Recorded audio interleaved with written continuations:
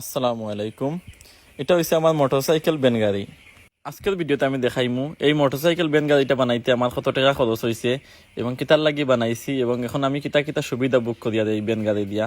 Video শেষ পর্যন্ত Salman agro পেজে ফলো দিয়া ভিডিওটা শেয়ার করিয়া সাথে থাকবা। মৌলইসরা বাজারে আমার একটা সেল সেন্টার আছে, সালমান পোল্ট্রি সেল সেন্টার। আমার বাড়িতে শেডঘর আছে, তো আমার এই শেডঘর থেকে অনেক সময় মাল আমার সেল সেন্টারে নেওয়া লাগে, তো ওইখানে নেওয়ার লাগে সময় মতো ভ্যান পাওয়া যায় না। আর যদিও ভ্যান পাওয়া যায় তাইলে অনেক দাম চায়, 700-800 টাকা ভ্যান ভাড়া চায়। এই মোটরসাইকেল ভ্যান গাড়িটা বানানি আমি অনেক সুবিধা পাইলাম।